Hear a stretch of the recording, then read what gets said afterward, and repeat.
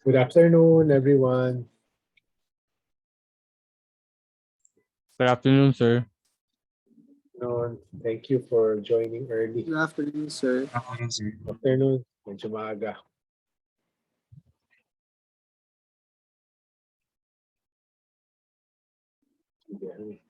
We'll start siguro mga 5:02, 5:02. Relax muna kayo.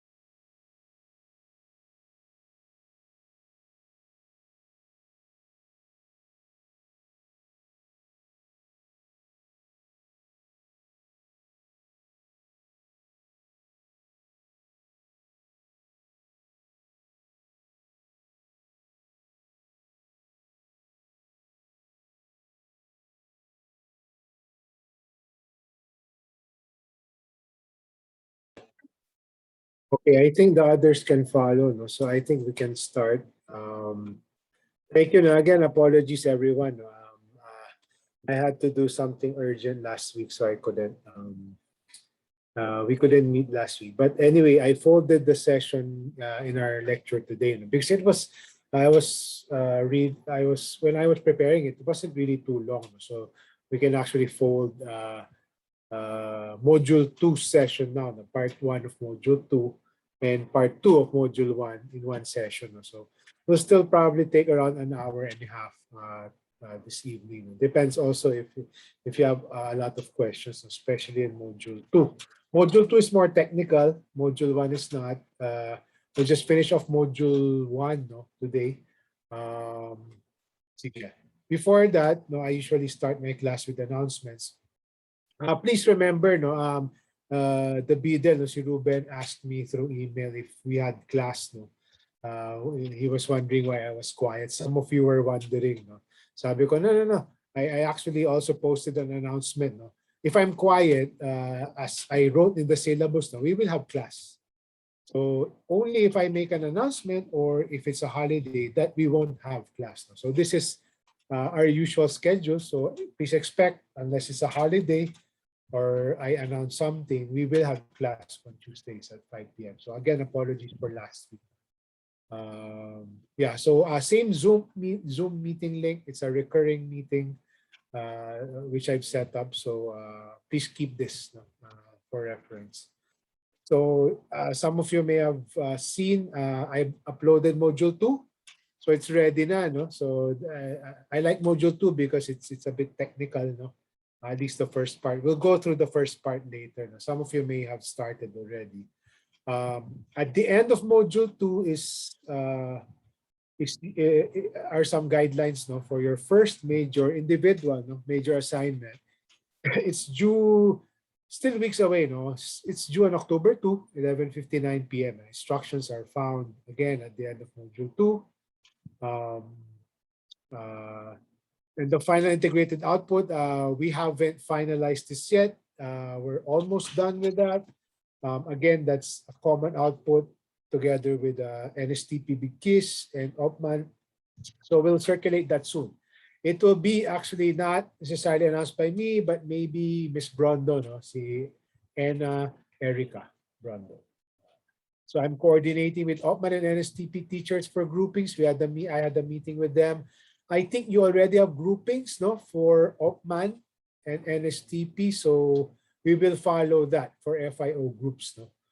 And as I will announce later on in succeeding sessions, I will follow that same grouping, no, for your first group assignment, your group minor assignment, which coincides with module 4.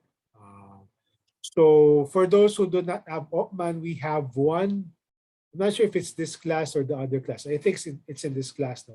Senior student. I've been in discussion with you, no? So you'll likely get the chance to choose your own groups, no? Based on your based on the areas, no? The NSTP areas, because you already took Opman last sem. If you do not have Opman and NSTP this sem, please let me know ASAP. I don't think anyone doesn't have both, no? Okay, any questions or concerns about the announcements before we go through the actual material?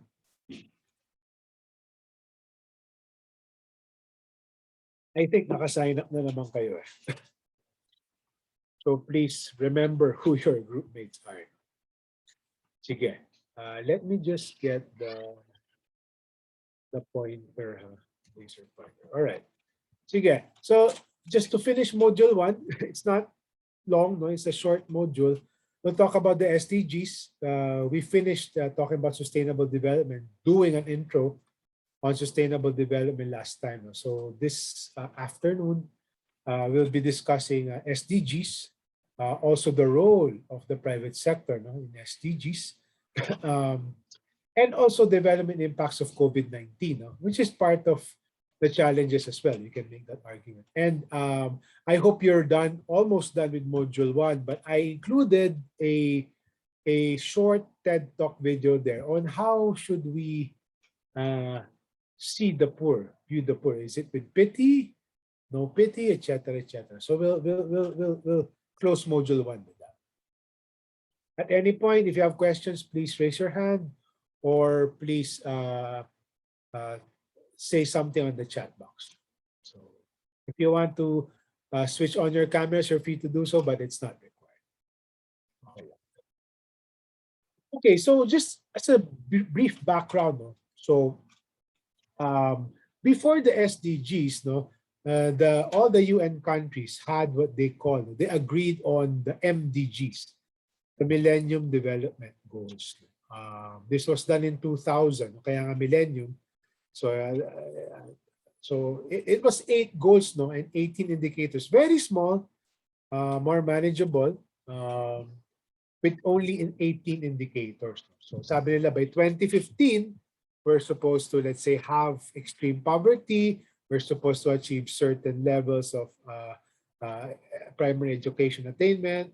Where there was talk about gender equality, reducing child mortality, improving maternal health, combating really problematic diseases like HIV/AIDS, malaria, etc., ensuring environmental sustainability. And the eighth is not really a goal, but more of a means, no? It's basically calling for, calling for especially the rich countries to really give more resources, no? Not necessarily for philanthropy or aid, but really give more uh, resources to support poor countries in meeting these objectives. So that's the MDGs. But then, again, as you may recall, no, you probably were too young, no, but in the late 2000s, even before, no, the concept of sustainable development, we actually had this slide last time. I wanted to put it here as a refresher. We started to think, no, even before, but even more so in the 2000s, no, the concept of sustainable development became more prominent. No?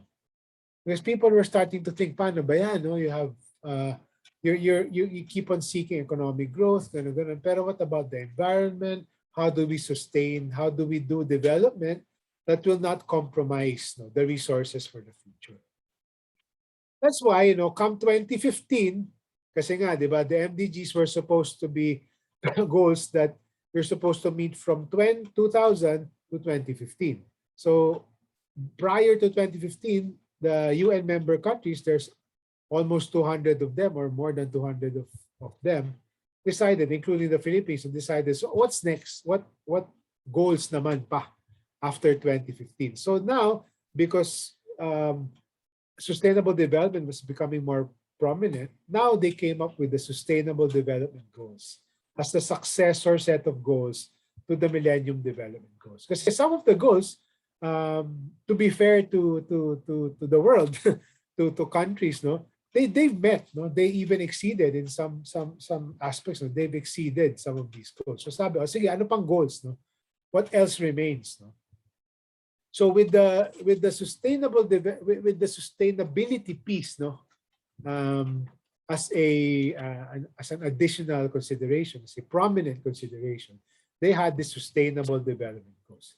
So you'll notice instead of 8, no, now there are 17 major goals. No, still includes bits and pieces of the 8 previously, but from 18 indicators, now it ballooned to 231 indicators.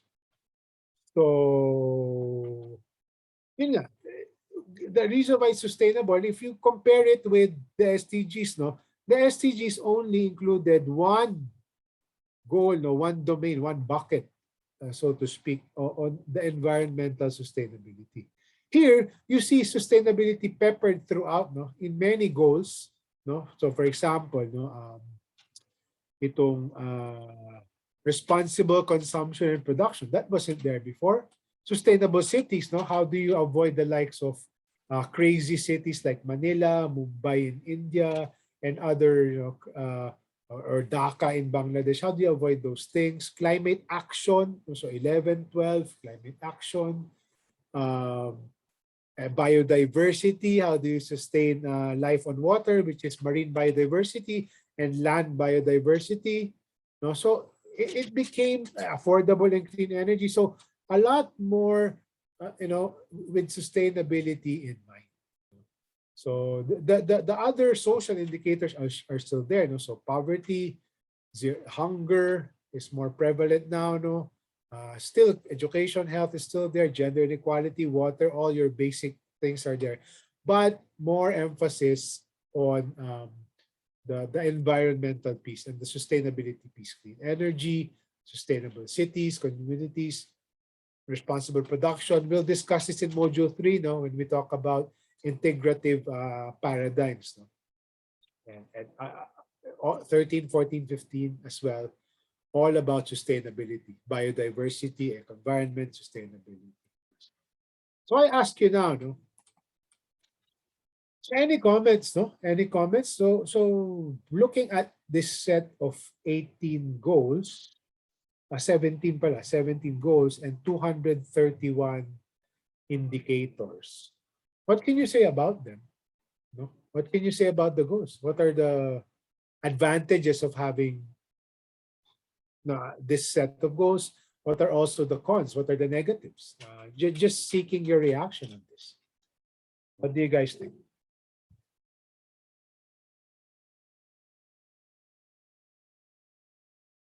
What do you guys think? Anyone?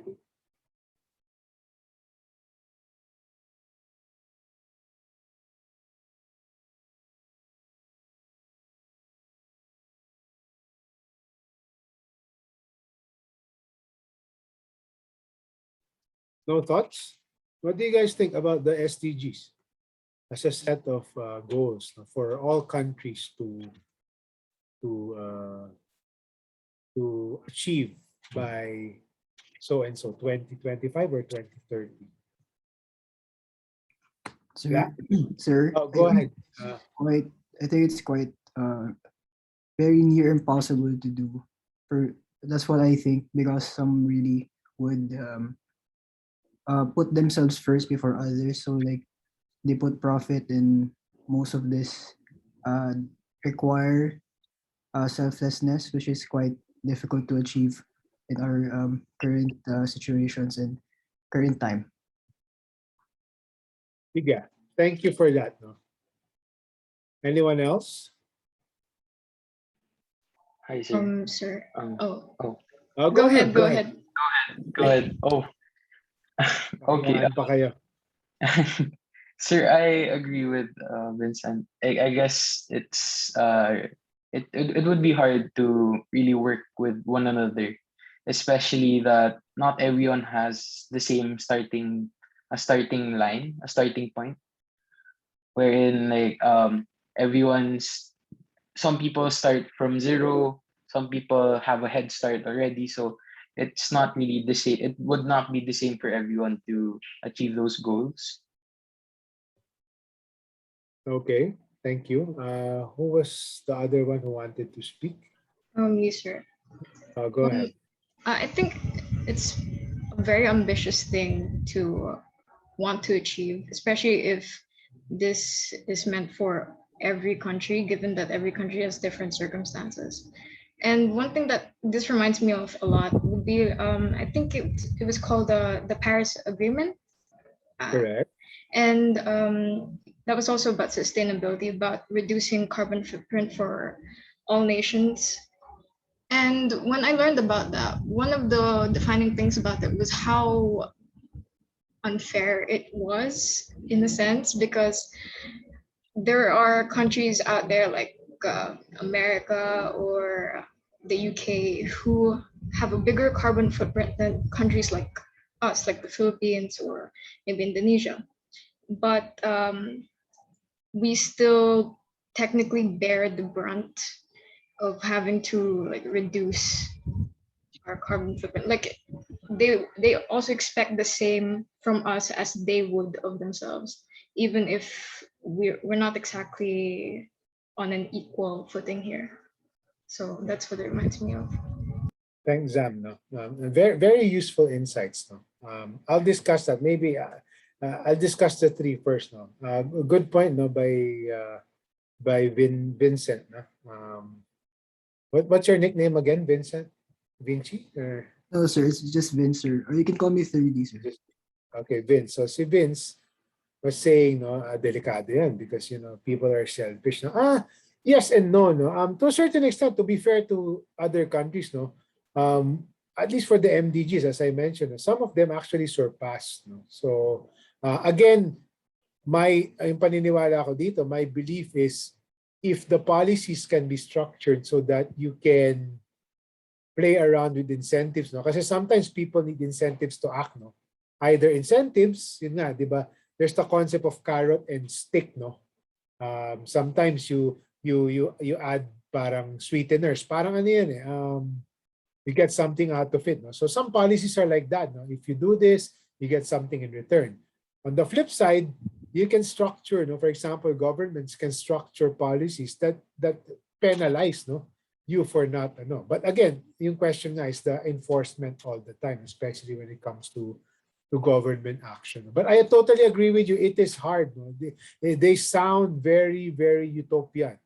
And sometimes it boils down to people being willing to share. But the argument there is that's why you have public administration where you expect them to actually design policies that can mobilize people towards these things, either forcefully or gentle push. No? Yung kay Ruben and kay Zam, no, it talks about the unfairness of having the same goals. No? Well, to be fair to the UN system and to the entire membership, which includes our government previously, no, the past administration. Ano naman to, even with the MDGs, it's called no poverty, pero it's sort of, it depends where you are. No? So for example, yung MDGs, and it's the same for the SDGs, the baseline depends, and the baseline depends, and the baseline and the required achievement depends on where you are. So for example, kaya nga uso doon yung ratio, like MDGs dati, you should reduce by 50% yung poverty mo. So ganun din dito sa number 1. So it depends where you are.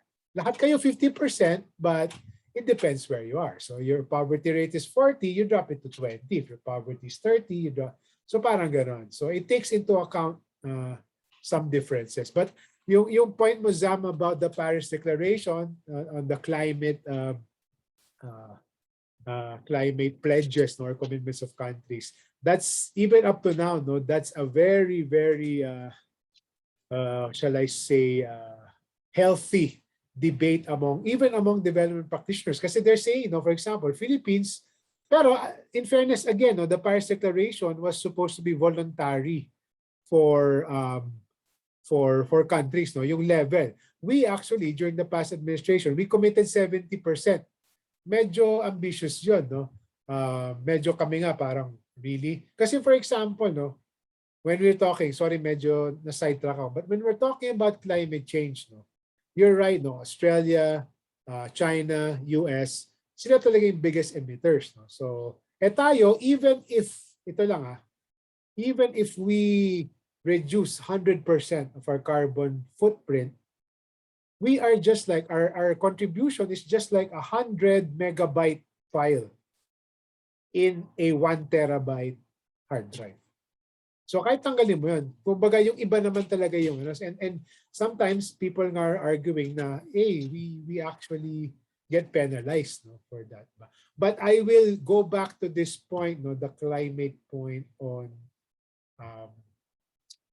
Module 3, when we talk about the donut economy. Kasi doon naman may paradigm na, hey, when you're giving up your carbon emissions, doesn't mean it's a big burden on you. May mga technologies naman, anyways, by which you can marry the two.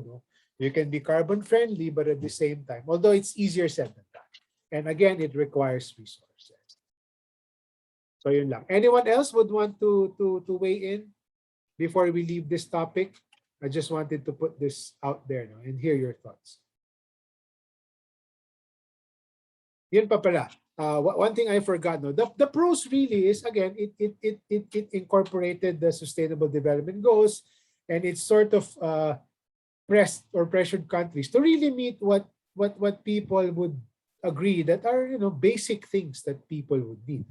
The main cons talaga, the main criticism of the SDGs is it's just too much.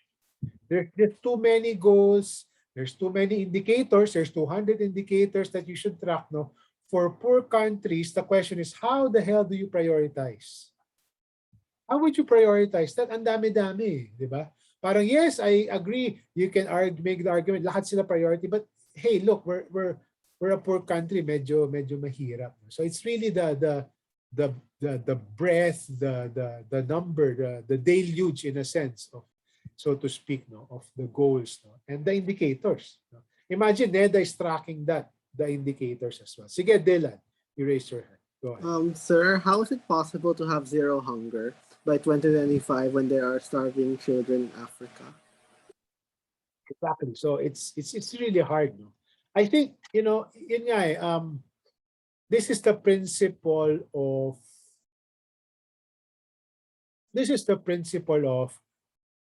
meron yan sa ibang development, what they call the big, hairy, ambitious goals, no? BAG, no? BHAG, no? Na tipong it's sometimes good to set a very, very what you would think as an impossible target. So it forces you to kahit paano move towards that. Zero hunger, if you ask me specifically, it's really hard because you're talking about malnutrition, you're talking about issues like food security, which we'll go to in Module 4. No? Kasi food security is all about access, affordability, availability, no, of food. No? Yung price niya, nandyan ba siya, ganun, abot kaya ba siya, and the way people consume it. Are you consuming the right food as well? No? So supply and demand. But it's really hard, no? It boils down to a lot of factors, no? Income, the price of food, etc., etc. Whether it's there, is it grown? Do we import it? It's a question of food security also. The recent SWS and FNRI, surveys on hunger actually showed a lot of, especially during the pandemic, really a lot more food insecure families. At least half. No? Were food insecure, as what they call it. So, yeah, it's hard. I agree with you. Totally agree. We'll talk about that more in Module 4. Food security. Sige. So we'll leave this now. No? So SDG trends, this was pre-pandemic, by the way. No, you would imagine, no, that a lot of these even probably deteriorated during the pandemic. So some really bad trends. So like quality education is bad, life on land, which is biodiversity. Now, if you I'll go to the specifics later. No, but your preferences based on a word cloud that I did, I just put the words here. No? So education. No, you guys in your discussion board really emphasize education, probably because you're students. No? And other people also said that stagnating or deteriorating was life on land, as we saw, and sustainable cities and communities. Kasi, you see Manila, you see the likes of Cebu, no? Before they weren't as crazy as Manila, pero now it's congestion, a lot of slums, etc., etc. But just to be specific here, no? So problematic areas, yung hunger, no? As Dylan mentioned, no? It's really problematic, and especially during the pandemic, no?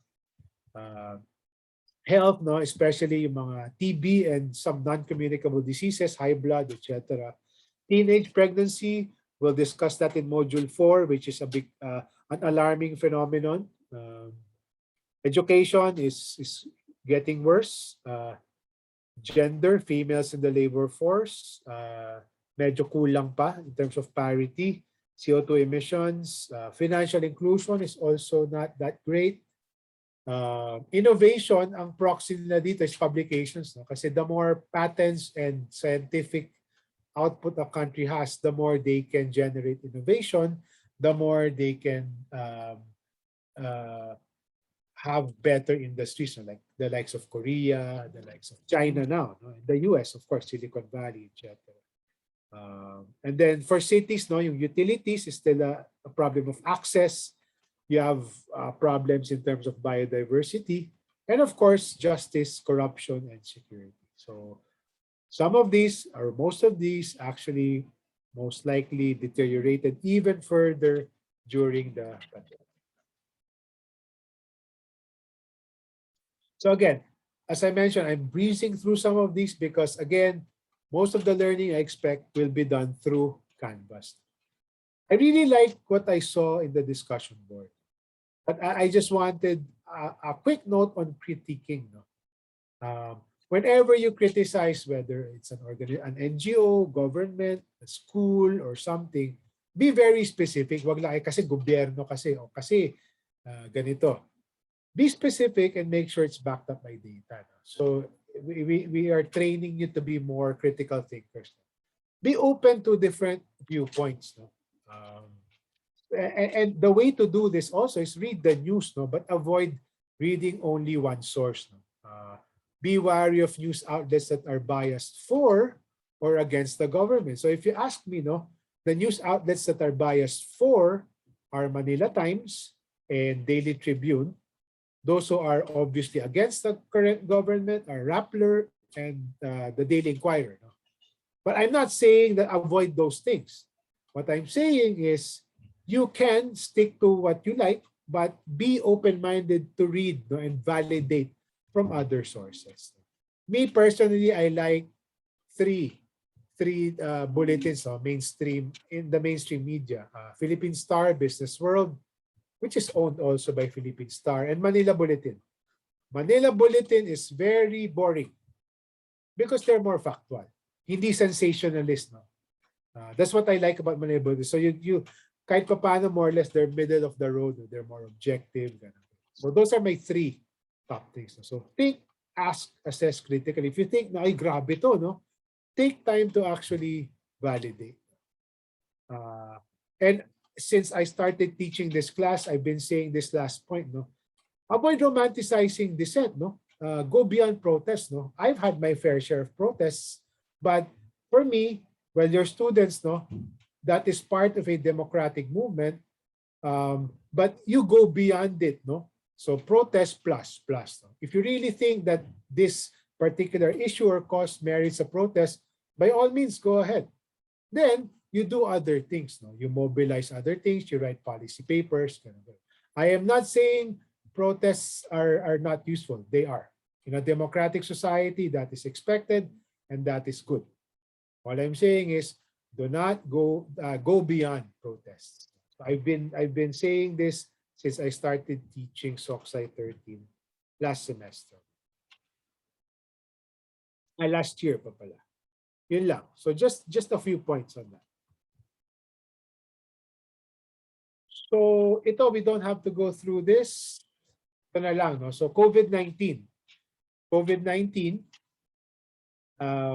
This is in Canvas as well. No? So we had some deterioration, very record-breaking statistics in many ways. No? So we experienced the highest ever, I think, post-war unemployment, 17.6% in quarter 2. Kasi before the pandemic, we were averaging roughly plus minus mga 5% lang. We never went beyond 6 or 7. When the pandemic hit in one quarter, kasi they used to measure employment figures quarterly. Now it's done monthly, which is better. So ito, our unemployment rates were sky high. April, that was kasagsagan ng ECQ, and then slowly GCQ. No? Kasi March nag-start yung pandemic, quarter 2 was really bad. Hunger doubled during the pandemic.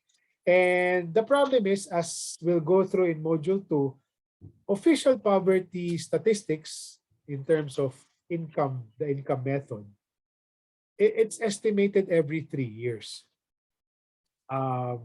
So wala tayong figures. The last was 2018. They're now gonna measure it this year. So wala tayong figures during the pandemic, 2020. So all that they're saying is they came up with simulations, potential trends that happened last year. No? So ito, this is in Canvas. No? So they did some trend analysis. So without the ayuda, no, they were saying, no, you'll realize the difference between poverty incidence among families and among population. There's a difference, no, later, no, when we do Module 2. So among families, they were saying without ayuda, it could have gone up, no, from 18% before. No, it could have gone up in 2020 kasi nga walang official figures. It could have gone up by 5.8 percentage points. So mataas yun. Remember, we are 100 million people, roughly sabihin mo ng 20 million families. So an additional 5.8% or almost 6% of 20, that's, di ba? That's 12. You know? 1.2 million families at least. So same thing with the people. No? Ito naman, counting all the people, not families. Pero yun nga, sabi nga nila, with the ayuda, at least hindi as severe as could have been.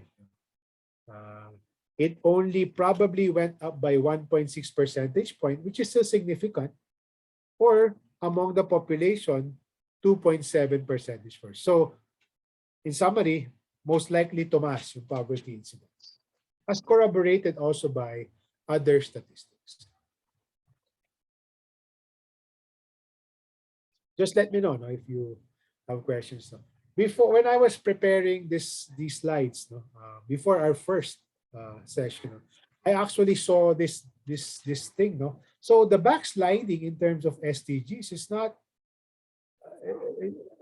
has not only happened in the Philippines, but around the world. No? So sabi nga dito in this ADB, I think I included it in Canvas. No? Sabi nga dito, no? So pandemic pushed an estimated 75 to 80 million more poor people into poverty as of last year. Sayang talaga. So more on COVID-19. We suffered the worst decline in 2020. Full year, if you're not familiar with the terms GDP, I will provide some sort of refresher / introductory video for module 3, kasi we'll be talking about more. We'll be talking more about GDP in module 3. So yun, our economy, again, remember GDP as the measurement of the pie. The pie shrunk. If the pie shrinks, no, less for the people in general. So it shrunk the highest, no, it deteriorated, it contracted the largest, no, post-war. In one quarter, grabe, even 16.9%.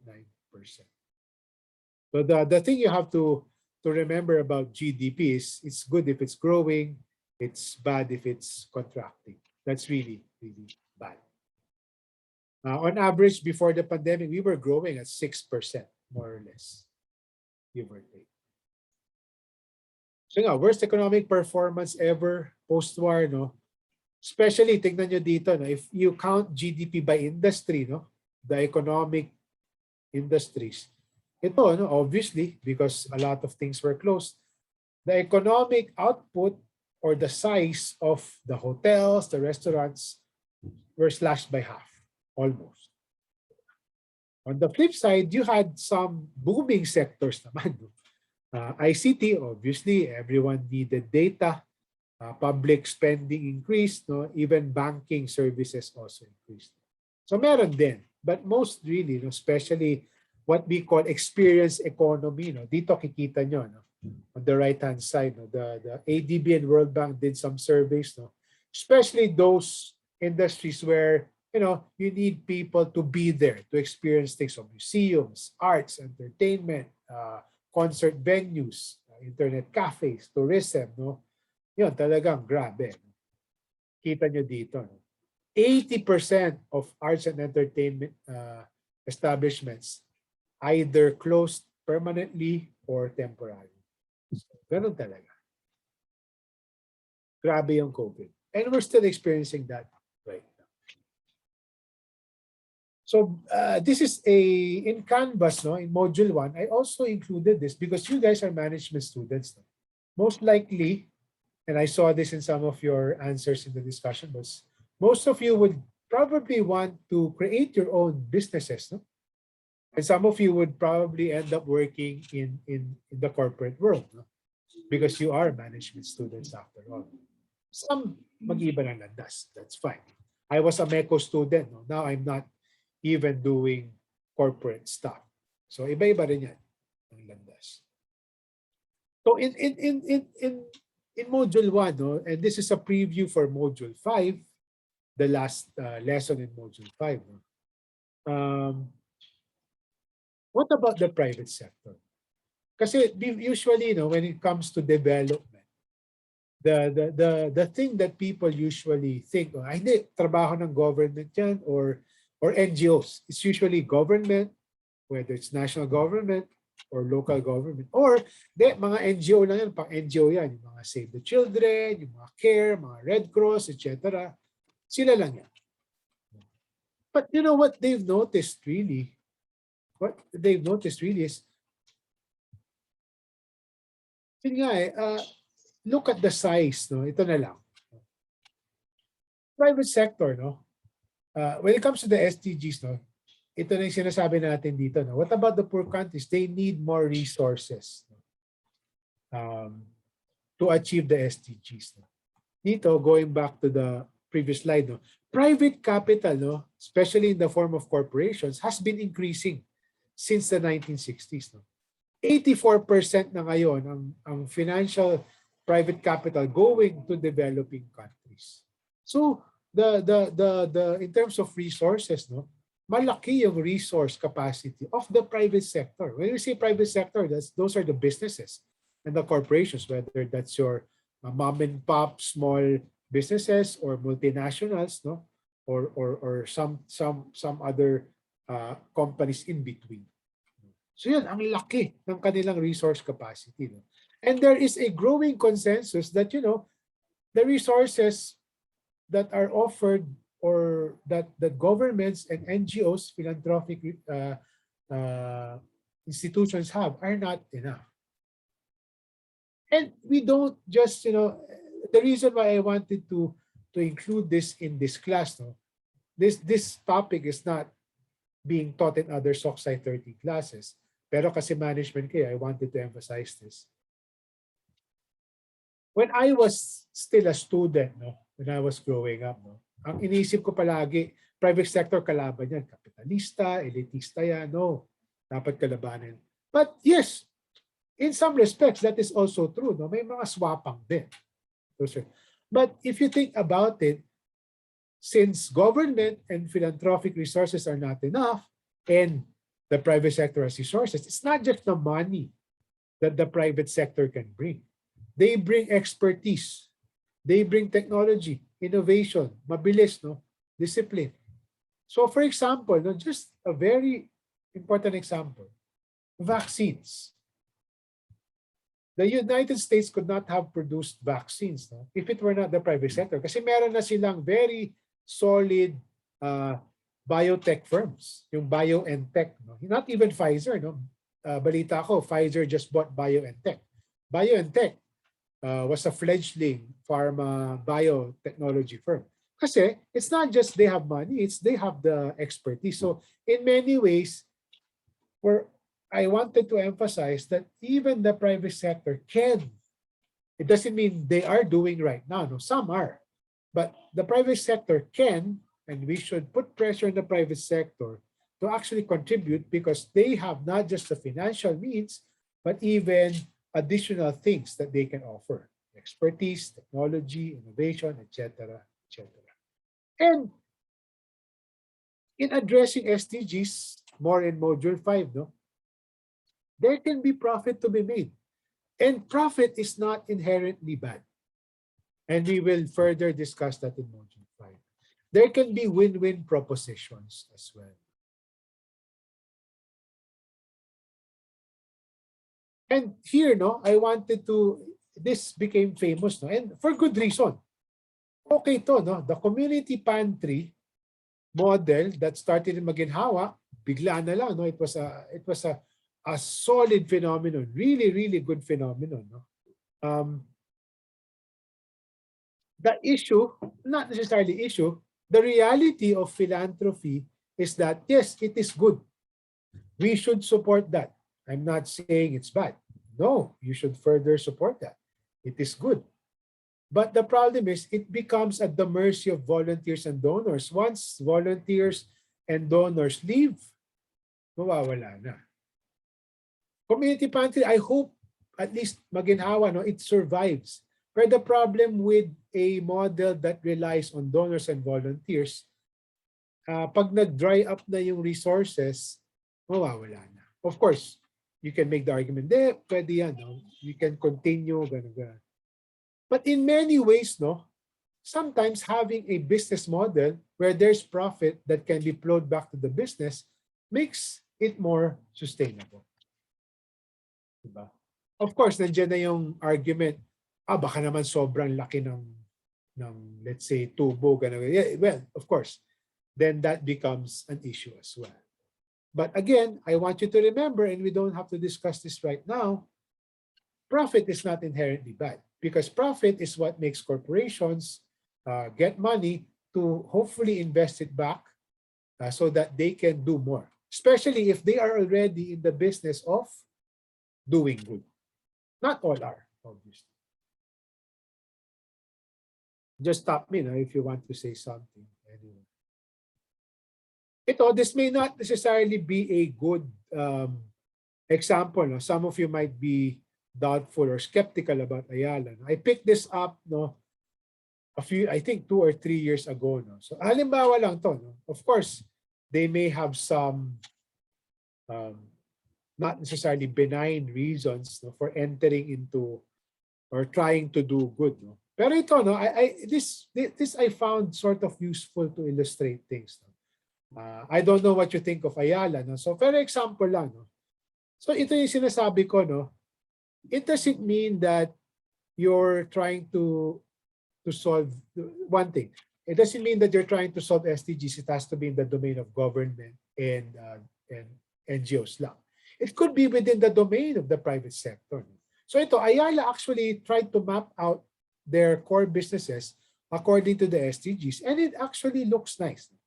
Of course, you can critique it specific to each business, pero okay lang. So for example, Manila Water is trying, as they say, trying to help achieve SDG 6, which is clean water and sanitation. They launched this AC education, which deals with quality education. So you get the drift. No? So pwede. All I'm saying is private sector should have a hand, have a role in meeting the SDGs. Not all of them are, pero we should pressure them. No? And it doesn't mean that they're making profit, it's already bad. Siguro pag sobra-sobra na yung profit with little, with trickle lang yung napupunta sa tao in terms of development, then that's kind of bad. So yon. I won't go through this entire slide, but just to tell you that it is possible. Some are already doing it or trying to do it. Of course, you can further investigate if it's true. Ito at face value lang. I'm not saying na ang galing talaga ng Ayala. No. It's saying that it can be done. But are they doing enough? I don't know. I'm not saying we should champion Ayala or not. All I'm saying is it can be done or it should be done.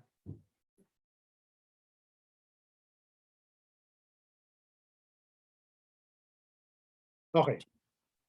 The last thing under module 1, there is this video. I ended module 1 with the video. So can anyone tell me? I think some people had to leave. That's fine. Can anyone, if you've gone through the video, the last video of module 1, can anyone just speak on that? What you found, what you agree or maybe you disagree with the last video on module 1. Just someone. I just wanted to hear your thoughts on that TED Talk video, if you've gone through it. Anyone?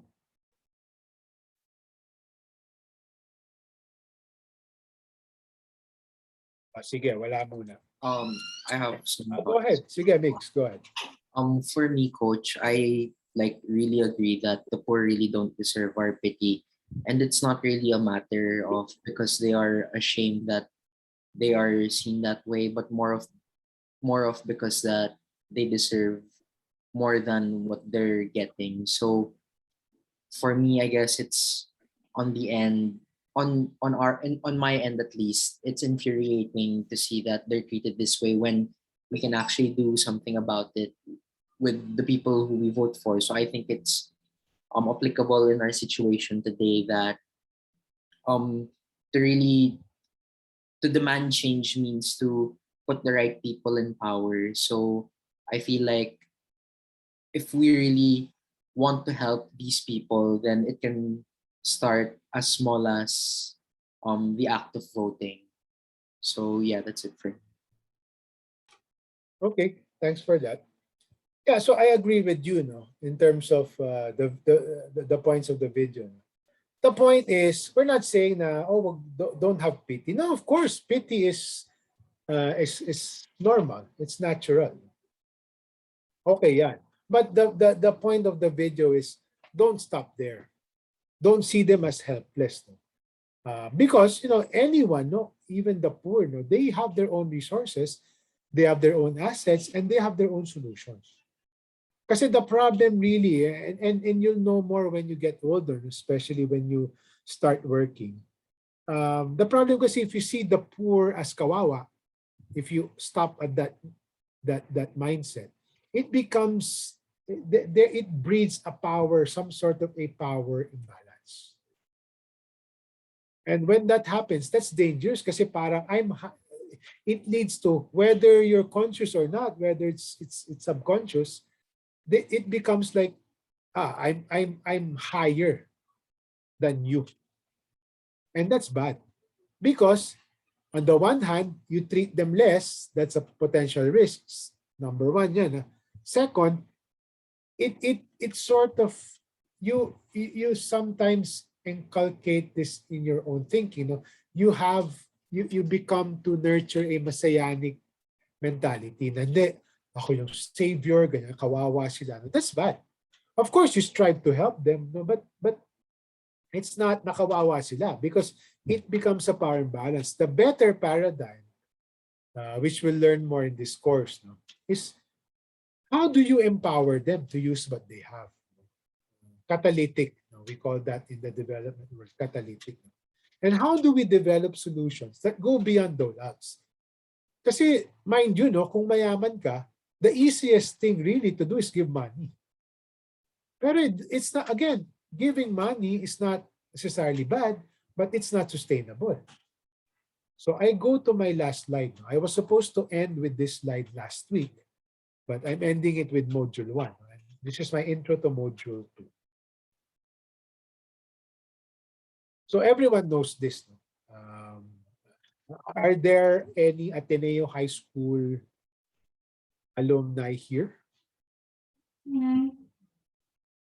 Meron ba among this Yes, group? coach.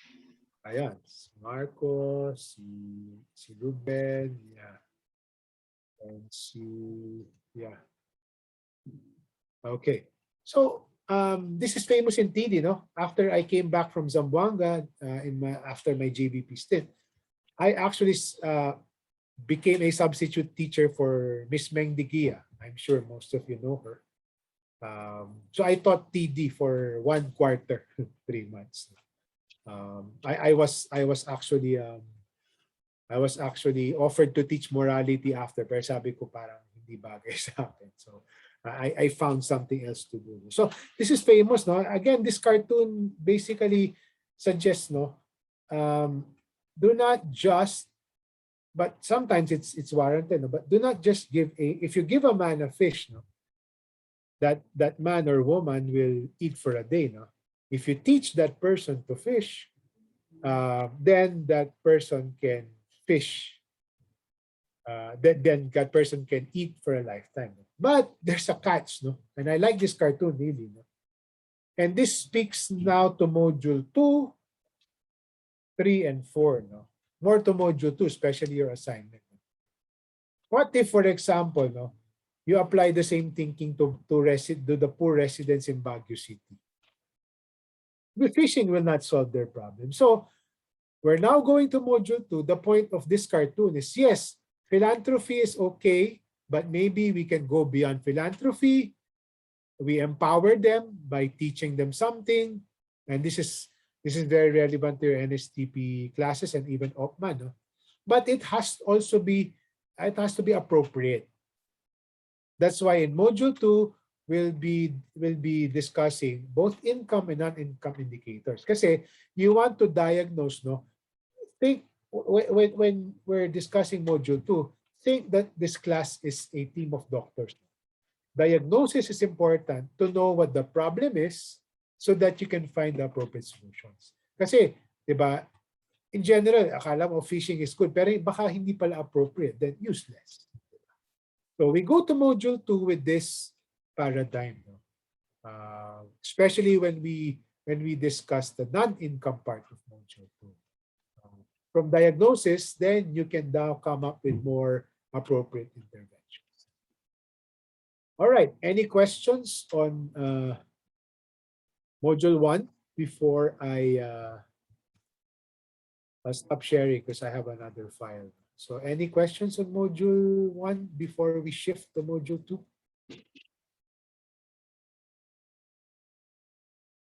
None, coach. All right. None, sir. Okay. So module 2, let me get my PowerPoint. Module 2. Okay. Module 2 will start with part 1 lang. Wait, let me share my screen. Let me share screen. All right, we go to a more technical discussion. I hope some of you have started module 2 already. So part 1. So module 2, it's divided into measures of poverty. No? Kasi again, module 1 talked about what are the problems. No? So SDGs, etc., etc. Module 2 naman is all about measuring the problems. And there are two major categories when it comes to measuring poverty and well-being in general.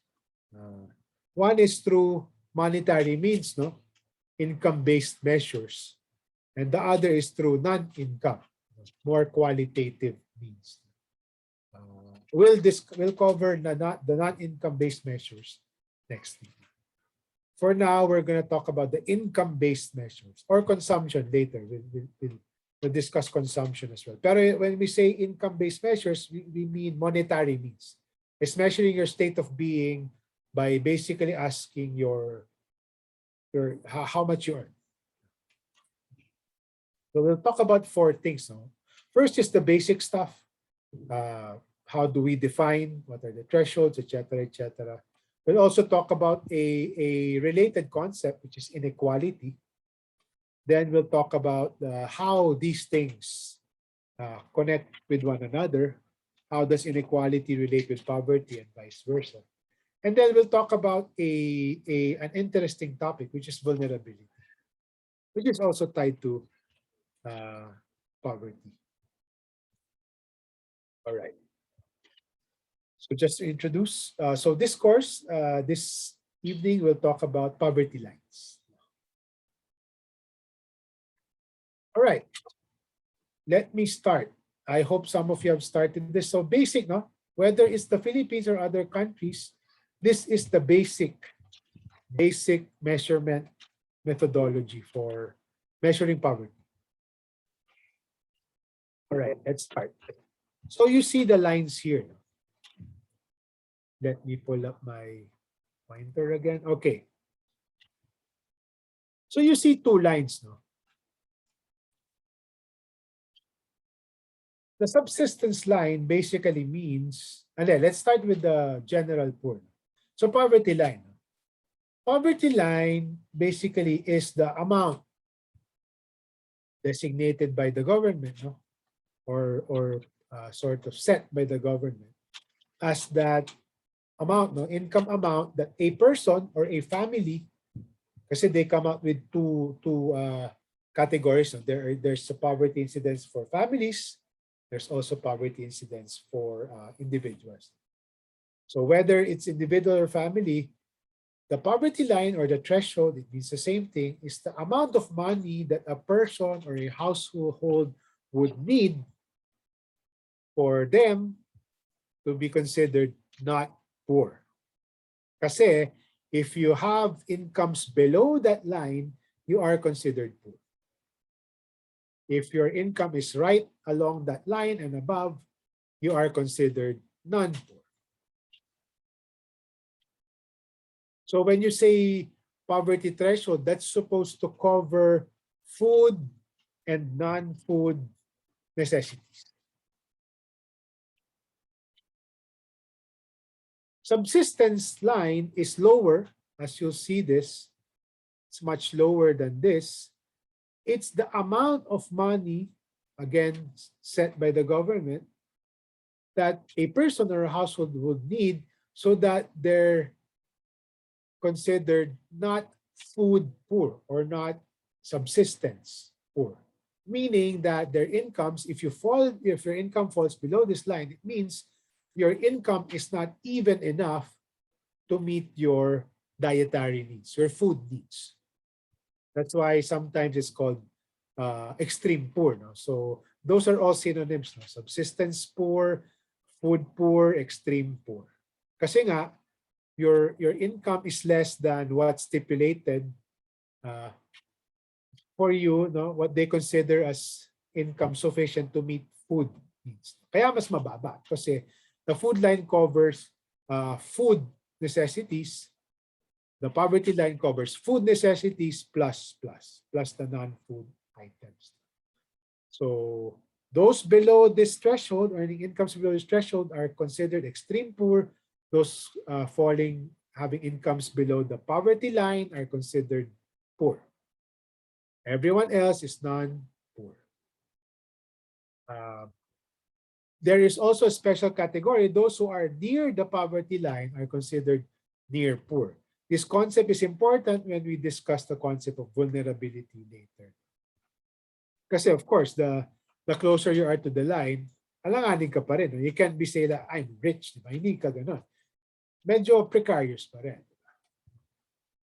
So poverty rate, incidence, ratio, headcount, those all mean the same banana. It's just the proportion, the percentage. It's the number of poor people, all of the people or households under this divided by the total population. So it's a proportion of poor people to the total population. So it could also mean the proportion of poor households to total population. The subsistence incidence, obviously, common sense, is the proportion of food poor, those who are below this line, divided by the denominator is the total population. So it could be the same for households. Magnitude is the actual count. So for example, here, the poverty incidence, incidence is just a proportion. No?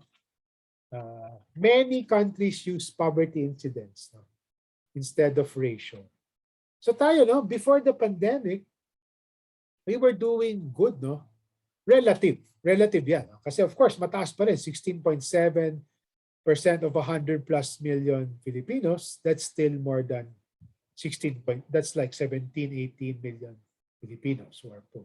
Grabe pa rin. But still, it was already going down. But then, as I showed earlier, they ran simulations most likely in 2020 kasi nga every 3 years lang ang measurement nito. In 2020, most likely talaga this went up.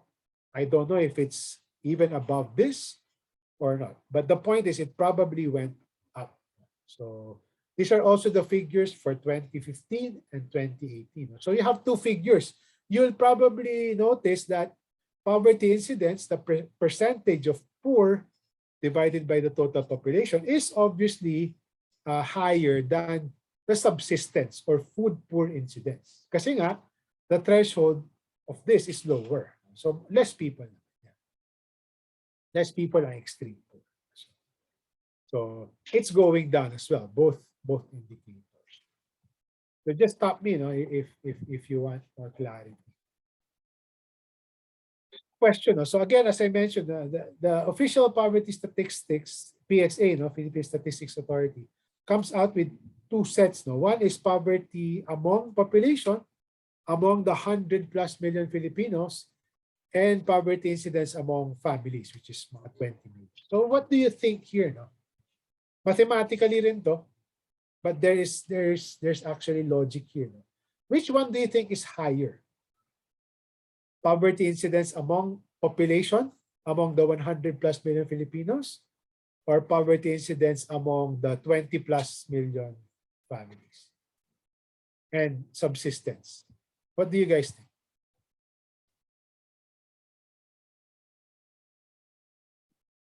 And why? This is not the same for all countries now. For the Philippines lang. What do you think? What would probably be higher?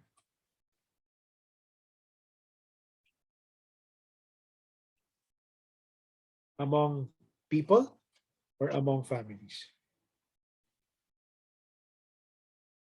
No one would like to guess?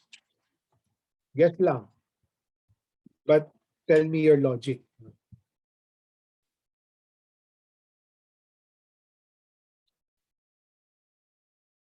Ang pagising lang.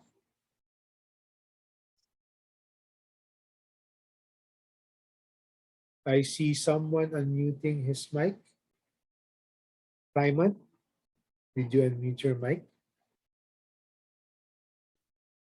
Di yata. Sige, I'll answer this one for now. Poverty incidence among population in both cases. It's generally, no, and you see this, no, it's generally higher than families. It's mathematical. You know why? Because usually the poor, no, and lower income populations, and we'll get to this, no, in module 4, no, the poor and the lower income populations have larger family sizes. So for example, no, if you're comparing poverty incidence among population and among families, sa families, sa population kasi, no, one family, let's say, is one poor family is composed of 10 people. One non-poor family is composed of, let's say, 4 people. When you do it by family, the 10 becomes 1 and the 4 becomes 1. Nahahide when you talk about families. So usually, yun nga eh, nami-minimize yung ano. Kasi the 10 that are poor and the 4 that are poor, are non-poor, nagiging as one unit na lang. So it's mathematical. But it actually emphasizes an important point. That the poor population, those who actually have less means, actually have larger family sizes. So mas delikado actually. So poverty incidence or subsistence incidence is higher when you compute for population versus among families. Any questions? Just let me know. Okay. This gets interesting. This is always an interesting discussion.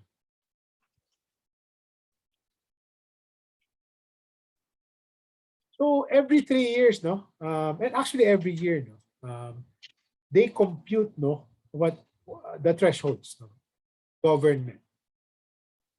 They compute what monetary amount you'll need not to be considered poor or to be considered poor. The line. So they were saying here, no, ito. Let's do this one by one. They were saying, no, dati, well, in 2018, a person needs only 2,145 per month, which is what? That's less than 100 pesos a day. Tama, no? Or 10,727 per month for a family of 5, not to be considered poor. Kasi if you have that income plus more, then you're considered not poor. So that's for each person, you need to earn at least 25, let's say 26,000 per year, not to be considered poor. So you can't, if you already are drinking Starbucks every day, which is 100 plus pesos, 3,000, etc. So, lampas ka na doon. What about the food? No, they're saying, government is saying, you only need 1,500 per person per month, no? Mga 50 pesos per month, not to be considered extreme poor, to satisfy your food requirements. And of course, this is just an average. No? Obviously, Metro Manila's thresholds will be higher than provinces. No? For example, Central Luzon. And you know, international agencies have different lines as well for different countries. Yung sinasabi nila sa UN na $90 per day, mind you, that is not US dollar. No? It's $190 per day. This is what they call purchasing power parity. I think I included in Canvas a link if you're interested, but no need to memorize this or even remember this. No? But when you see PPP or the $90 figure that's thrown by UN, it doesn't mean US dollars. So the equivalent in the Philippines, for example, is not 50 to 1. It's 37.24 if you convert this to purchasing power parity. It's a bit similar to the food subsistence threshold. Kaya siya purchasing power parity, just to explain this to you, but you don't need to remember this. It's what you can get. No, it's the equivalent of what you can get in the US, for example, for $1.90. Kasi sa US, you can buy, let's say, 1 liter, let's say, of bottled water for $1.90. So with that, you convert that back to the Philippines. What does a bottle of water, 1 liter, same thing, cost here, and you get that. So ganun yung purchasing power. It's the equivalent of that product, no, that you can buy for $1 or $1. But you don't have to deal with that. That's a technical discussion. My question now, I throw it to the group. Are these things believable? The poverty lines and the food poverty lines set by the government. Is it believable? You only need less than 100 a day for your food and non-food needs. What do you guys think? No, coach. Answer. Okay, who's speaking? Si Migs ba yan? No, coach. I don't think it's believable because Yes. we're not taking into consideration other aspects of well-being, including education, health, and other non-income factors. Okay, sige. But according to them, no, this is supposed to sort of cover the food and non-food needs. But sige, anyone else?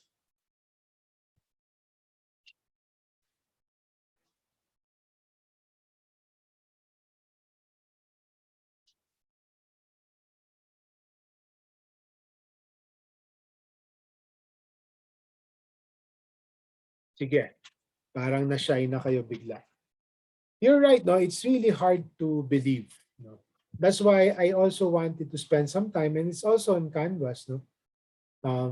I included an article, a Raptor article, no? That explains how actually these lines are estimated. So it's, you know, if you think about the menu, it's really hard to believe, no? Pero what I'm saying here, and as you saw in the Raptor article, they might be hard to believe, no? The lines, no? the thresholds.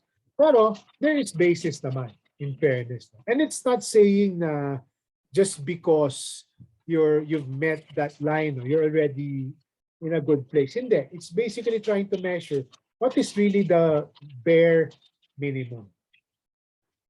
So just wanted to explain, no? And I used to be part of, I used to work in government, no? Way back in 2001. I was a member of a group, actually an interagency group that constructed, you know, that really designed these lines, how, you know, debated, you know, how these lines were. And the group was composed of not government people lang, no? But really experts, statistical experts. Globally, even, no, and this is a common method. No? It's derived doing this. No? There are two main composition. No? In terms of composition, there are two main factors, no? Or components. There's the food component and the non-food. Simple. Di ba? What they do is first, they directly estimate. Let me try to articulate it kasi it might be confusing, but ask me if I'm not being clear. First, the first step is they directly estimate what a person or a family would need in terms of food lang. So they actually have like dapat 1,800 calories, dapat it means the RDA or RENI requirements in terms of vitamins, minerals, etc. So they do that. They actually have sample menus across the Philippines, no? Per province even. So they do that. So they estimate that. So the food poverty line is bare, but it's really credible.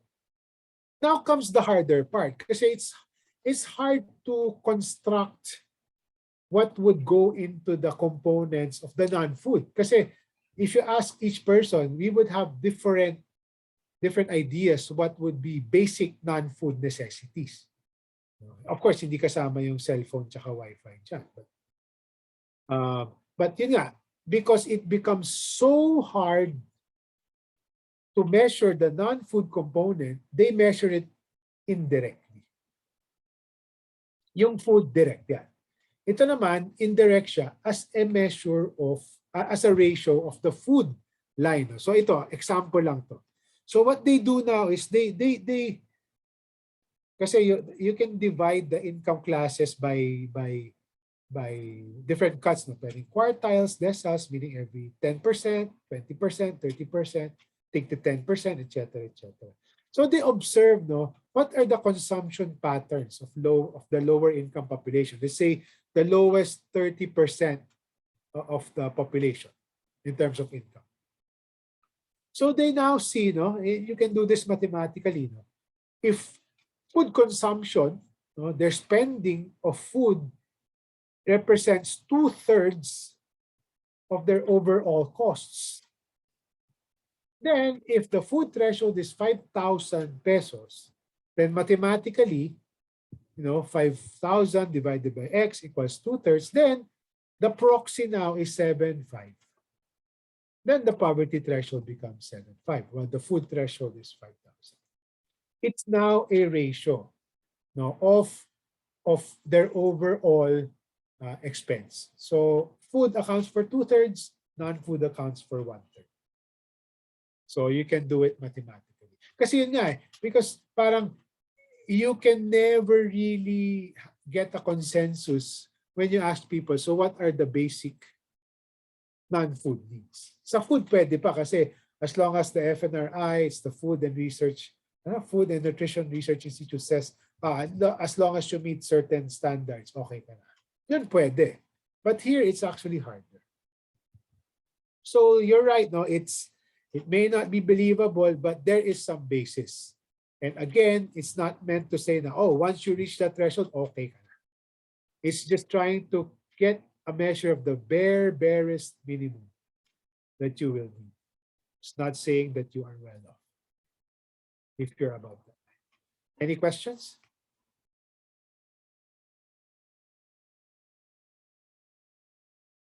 Okay. There's also a debate, no, in the development world, whether we should use income, what a person is earning, or what a person is consuming. Monetary pa rin siya kasi you cost out what a person is consuming. Here, I also included this in Canvas. There's a nice Freakonomics article here, no? The problem kasi with income, no? I mean, most of your parents, no? My parents, no, when I was growing up, most of our parents had fixed income. The problem kasi with some other families, income is not fixed, no? It's seasonal sometimes, especially sa rural side, no? Especially farmers, especially if you're in the gig economy, no? Especially these days. So income may not, they're arguing, income may not be a good proxy, a good measure. Consumption na lang. Why? What is the logic behind it? What they're saying is income may not be constant, but consumption is relatively constant. Ito, no? Sinasabi lang naman itong graph na to, consumption is more or less the same.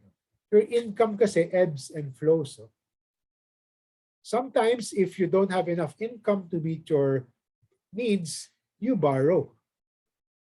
Then if you get income naman that's seasonal, then you can start saving, paying off that debt, and then when it's dry season again, when there's no harvest, for example, you borrow again. But consumption in general remains consistent. So that's the argument for consumption versus income. That's easier said than done. Theoretically, most statisticians prefer consumption. But again, the problem there all again is the basket of goods, no?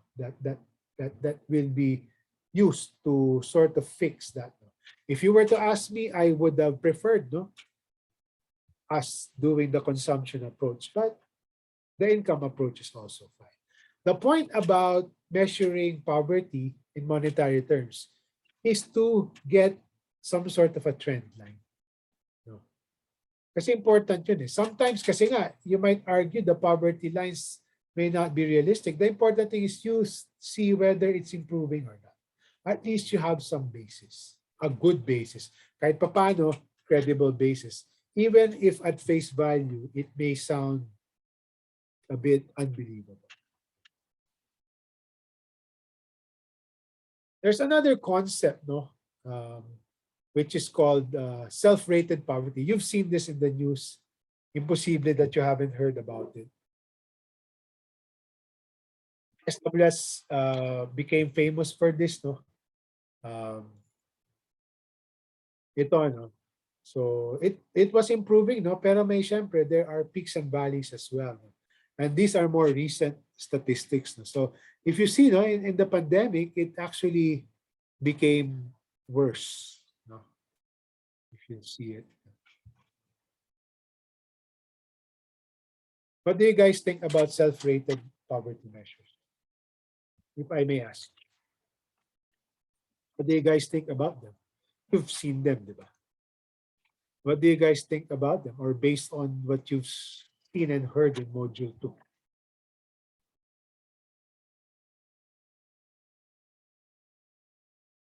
Anyone? Any thoughts on self-rated poverty? No thoughts? Sir, Sige, go ahead.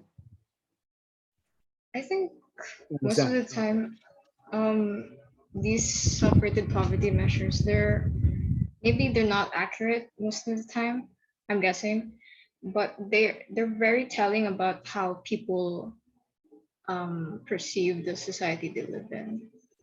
Because like I remember reading about how our GDP a couple of years ago was at its highest, I think, or like it was a very high GDP. And usually a good economy means a better life for most Filipinos, right?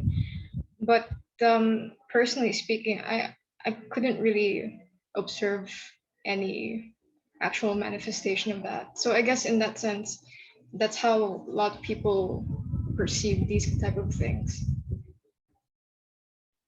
That's a good point, no, Zam. Yeah, it's usually higher, no, and you're right, no. I mean, of course, we can always argue about its accuracy, but you're right because sometimes people who are not really poor, whatever that means, would say, no, we're poor, no. So, for example, no, and sometimes it's all relative. No, I see my neighbor having 2 cars, I have only 1 car, therefore I'm poor. So sometimes it's not as accurate because it becomes relative. No? And there are no computations. It basically asks, do you think, that's why it's self-rated, no? Do you think you're poor or not?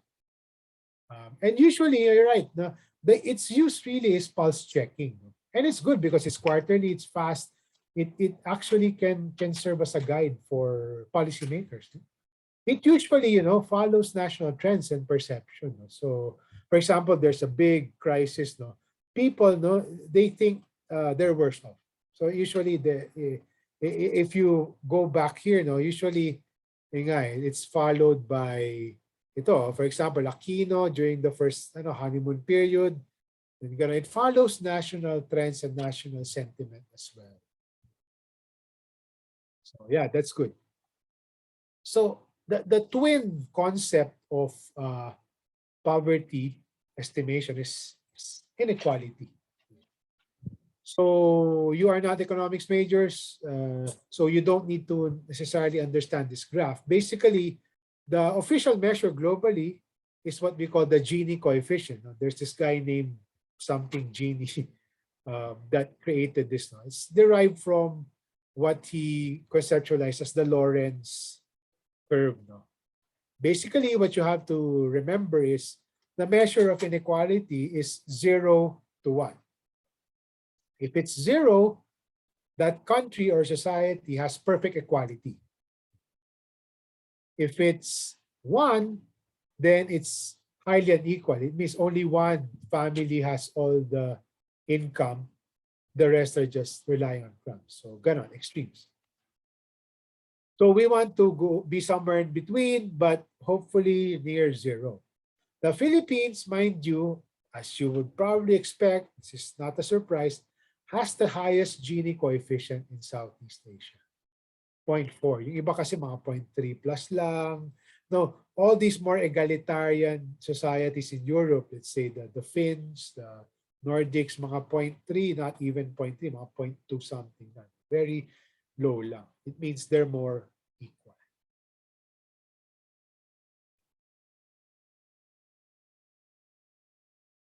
Okay, this one, this is also part of module 2. No? I'll just dwell on this unless someone else would want to weigh in on this. So the question now is, what is the relationship between poverty, kasi it's a twin concept of poverty, inequality, and the economy or economic growth? Again, economic growth is, let's say, the pie. So they did studies on this, no? So what they're saying, the first is, let's do this direction first, no? How does inequality affect economic growth vis-a-vis its impacts on poverty? Kasi nga, remember, in theory, when the pie gets bigger, dapat you can feed more people, no? In theory, in a nutshell.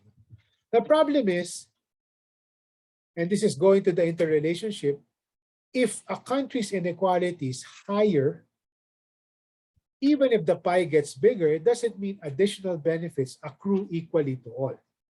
The rich can get richer with the crumbs going to the poor.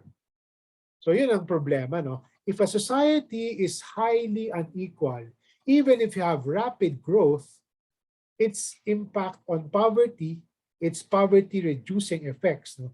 The poverty-reducing effects of economic growth is more muted if a country's is unequal. Kasi income distribution yun.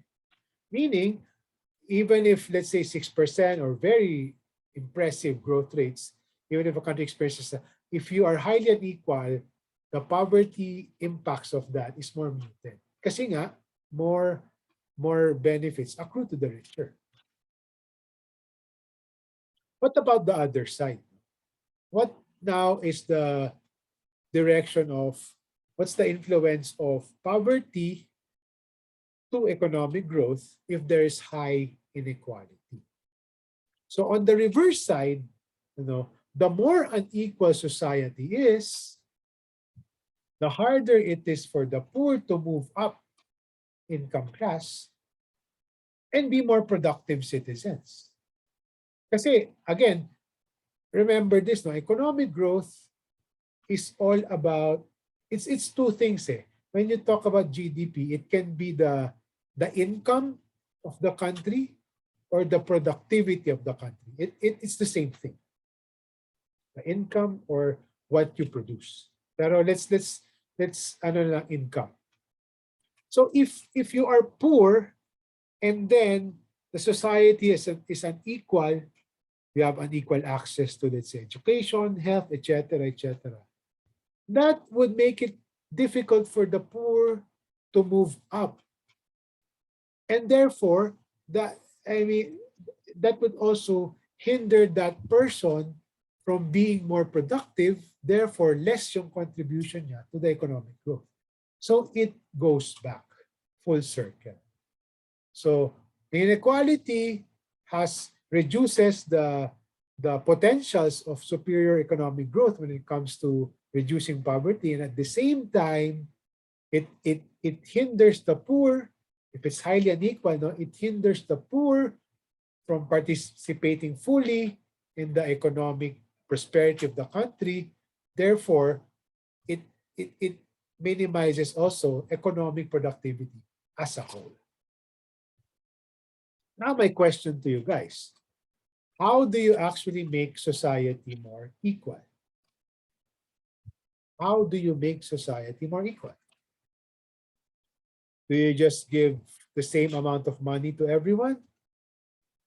Or what? What? How do you make society more equal? Of course, this is not an immediate solution, no? How do you actually make society more equal?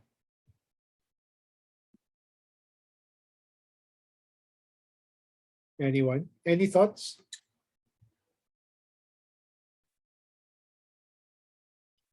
Okay, Marco, go ahead.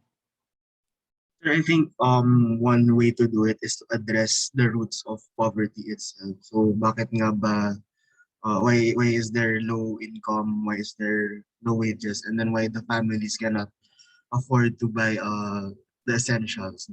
Maybe that's one way to go about it. Yeah. Okay. Very good. No, very good. Yeah. It's equalizing opportunities. As you said, no, the roots. Yun nga in the development world, we talk about outcomes. No, it's not about equalizing incomes, kasi that's an outcome already of what you're doing. It's equalizing opportunities, equalizing access to things, no? Access to health, access to education, access to food, no? Kasi sabi nga nila, even food intake determines your productivity in the long run. No? So it's equalizing people's access to opportunities. Hindi, again, it goes back to your cartoon, no? It's not just giving them or everyone the same amount of fish. It's actually equalizing opportunities. In other countries, no, actually going to the public school is actually better sometimes, or at par with private education. Kakaingit. So yun, that's equalizing opportunities. Kasi, you know, it will give the poor, for example, more capacity to move up, be more productive, and solve their own poverty, and at the same time contribute more to the economy. So self-reinforcing circle. Okay, the last thing, no, and I'm just trying to breeze through this because all of this is in Canvas. This is just a recap. If you've already done this part of Module 2, if not, please let this serve as an introduction. The last thing I wanted to talk about, and I think these are my last two slides, no, before I let you go, Tama. Okay, is vulnerability. Remember kanina, no? You have the two poverty lines. No? I mean, you have the poverty line. There are those that are above the poverty line, but are actually near the poverty line. And in many ways, they are really what we call the vulnerable group. There are two kinds, no? I mean, you know, statisticians, they like further categorizing, but there's a good logic why they're trying to further dissect, no, poverty. No? They're now considering two kinds of poverty. No?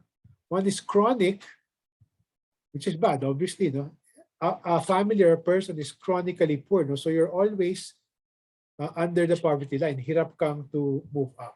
But there's another category, and this usually refers to, or most of these people are the near poor ones. No? There is transient poverty. Sometimes you're above the poverty line, sakto lang, a little okay, but sometimes you're down. So that's transient poverty. So in Canvas, I included even a 2011, a 10-year-old study of Dr. Celia Reyes yan, sorry, of PITS. No, she was and she just retired recently. She was the past president of the Philippine Institute of the Development Studies, which is the government's think tank.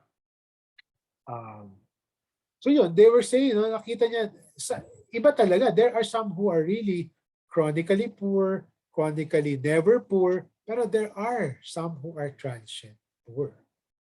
So yun, we have to remember that there is that category. So yun nga, vulnerable people are usually, kasi imagine mo, especially pandemic or nagkabagyo, many of the near poor, before I go to the slide, many of the near poor, they don't have enough for a rainy day, literally. Nagkaundoy, for example, can you imagine the near poor residents of Marikina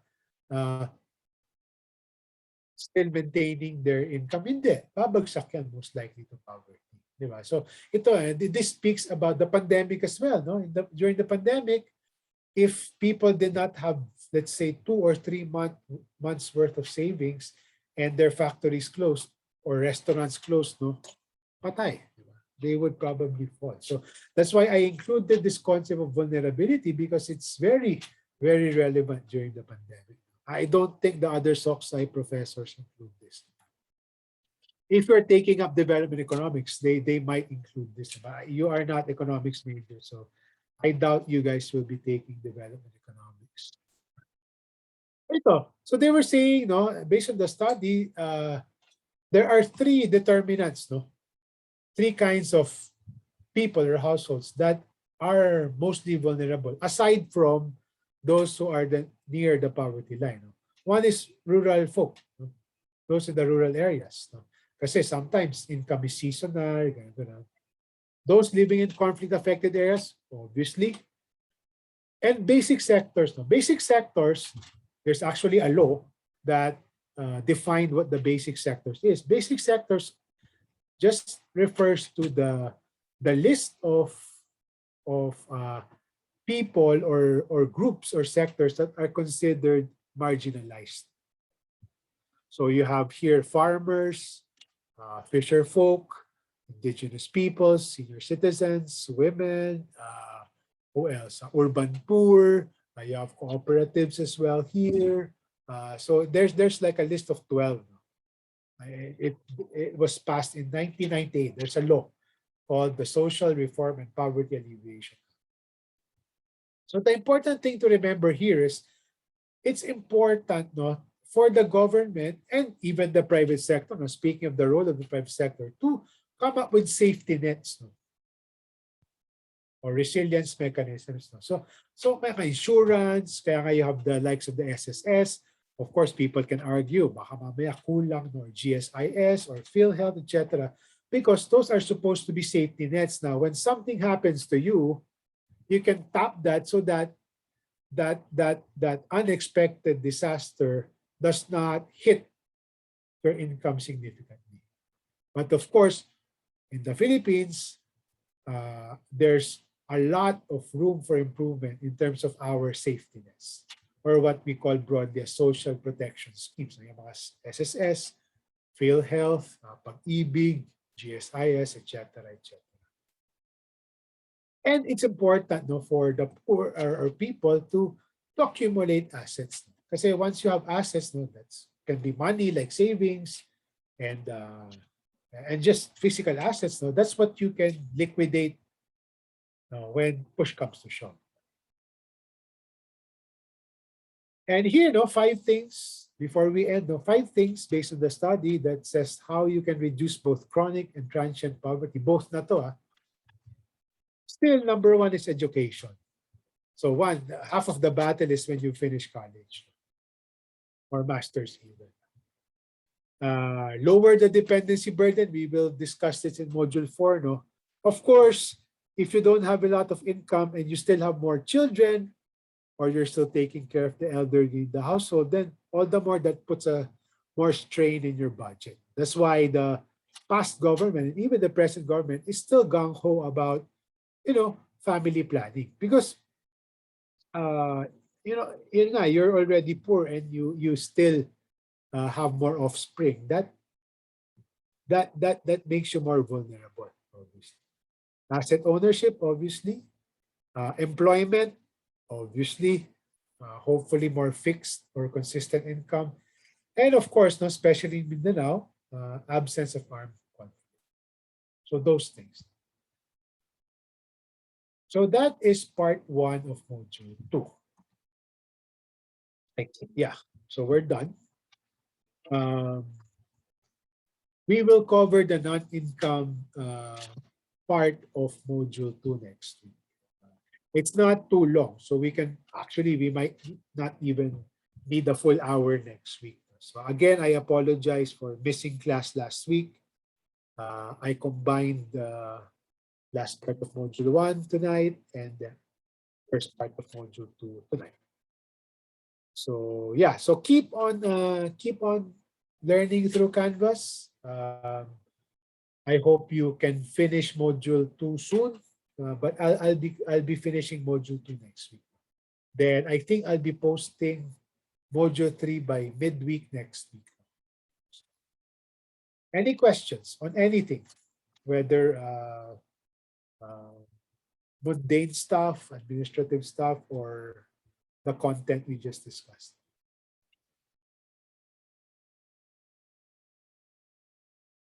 Okay. I didn't know there was an X reaction